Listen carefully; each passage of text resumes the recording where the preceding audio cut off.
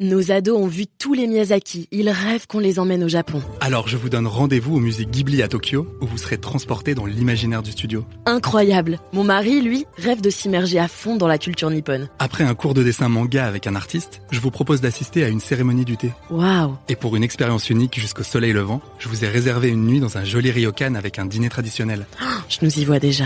Avec Marco Vasco, ne rêvez plus. Vivez votre voyage l'esprit libre. Au rendez-vous sur marcovasco.fr pour imaginer votre prochain voyage sur mesure.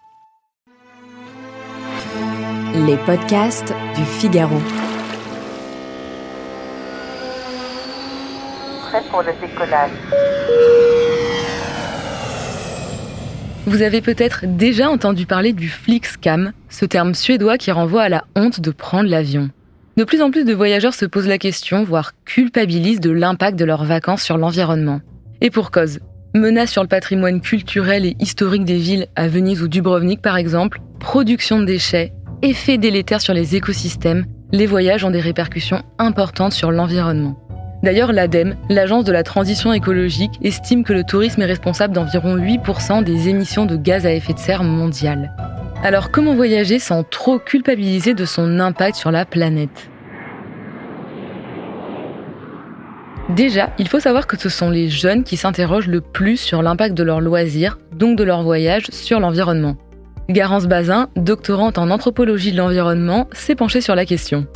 Les jeunes sont les plus inquiets pour l'avenir de notre planète, du climat, de l'environnement. Ils sont une majorité, il me semble que c'est 75% ou plus, à estimer que si le réchauffement climatique continue, les conditions de vie deviendront extrêmement pénibles. Mais ce sont aussi eux qui prennent le plus l'avion. Ils sont 9 points au-delà de la moyenne, tout groupe d'âge confondu. Donc à partir de là, on se demande comment ça se fait et comment est-ce qu'il n'y a pas une adéquation entre inquiétude et voyage de tourisme responsable. Attention, petite nuance, ce sont surtout les jeunes les plus aisés, avec le plus de moyens financiers, qui l'empruntent régulièrement. Pourtant, l'ADEME estime que 75% des émissions de gaz à effet de serre du secteur du tourisme proviennent de la mobilité, soit du transport des voyageurs. Il y a donc un véritable paradoxe chez ces jeunes qui comprennent l'urgence environnementale mais qui veulent continuer de voyager. Et pour Garance Bazin, il s'explique assez facilement. Les jeunes ont assez peu conscience, paradoxalement. Ce qu'on peut faire de plus polluant au niveau individuel, c'est prendre l'avion. D'après un rapport de Greenpeace en 2022, ils sont moins de 1 sur 4 quand on leur demande ce qui est plus polluant au niveau individuel à penser à l'avion. D'abord, ils pensent aux déchets alimentaires, puis au gaspillage alimentaire, puis à l'usage de la voiture individuelle, là-dessus ils n'ont pas tout à fait tort, et ensuite à l'avion. Donc il y a un flou entre les échelles d'impact de nos différents gestes qui est extrêmement présent, même chez les gens qui sont relativement sensibilisés, voire légèrement éco-anxieux. Et ce n'est pas tout. Si on continue collectivement à prendre l'avion à outrance, c'est parce que le voyage lointain est, dans une certaine mesure, valorisé socialement. Il y a une logique de la consommation qui s'entend même dans le langage. On a fait un pays et il faut avoir sa petite liste de pays qu'on a cochés. L'important, c'est pas est-ce qu'on s'en souvient, est-ce qu'on a vu l'endroit, est-ce qu'on le connaît, est-ce qu'on a apprécié. C'est juste de pouvoir ajouter son petit drapeau à la liste de petits drapeaux qu'on a. D'ailleurs, pour Garance Bazin, les réseaux sociaux sont symptomatiques de ce rapport au voyage. On s'est bien rendu compte que sur les réseaux sociaux, ce qui était mis en avant, c'était une logique de collection des pays. Il y a, par exemple, sur les profils des gens, plein de stories à la une avec des petits drapeaux en dessous. Et le but, c'est d'avoir le plus de petits drapeaux. Plus on a de petits drapeaux, plus on a de prestige social. Il y a une influenceuse qui, par exemple, avait mis sur son blog voyage une carte du monde et les pays qu'elle avait fait, encore une fois, terme assez évocateur, étaient coloriés. Elle avait passé 2 jours à Saint-Pétersbourg et du coup avait colorié toute la Russie. Et en fait, c'est très symptomatique de ce qui se passe actuellement. Alors comment faire pour changer son rapport au voyage et partir sans trop culpabiliser ? Déjà, arrêtez de vous ruer sur la première offre que vous voyez.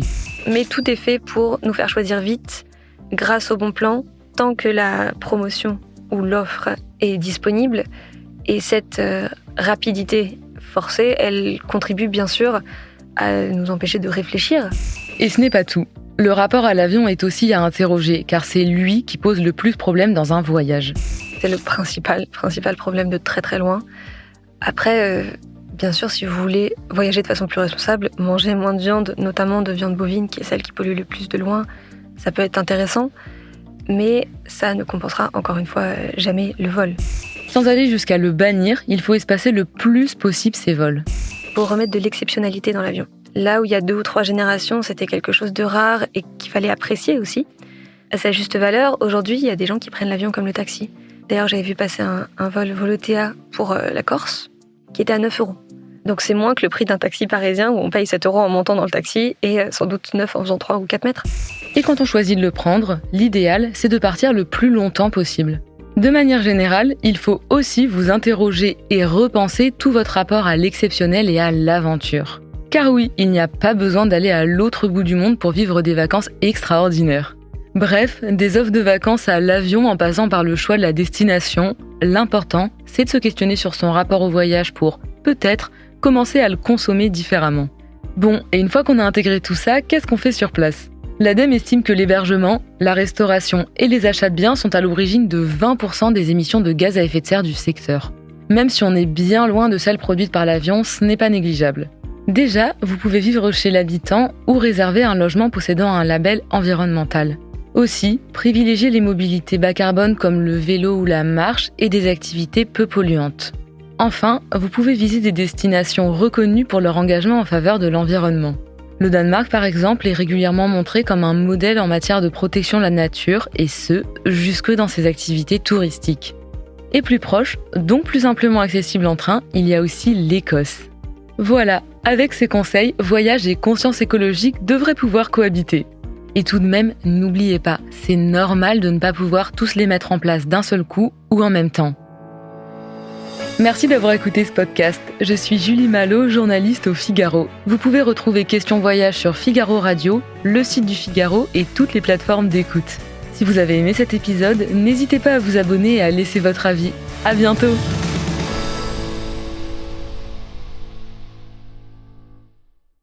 Nos ados ont vu tous les Miyazaki. Ils rêvent qu'on les emmène au Japon. Alors je vous donne rendez-vous au musée Ghibli à Tokyo, où vous serez transportés dans l'imaginaire du studio. Incroyable! Mon mari, lui, rêve de s'immerger à fond dans la culture nippone. Après un cours de dessin manga avec un artiste, je vous propose d'assister à une cérémonie du thé. Waouh! Et pour une expérience unique jusqu'au soleil levant, je vous ai réservé une nuit dans un joli ryokan avec un dîner traditionnel.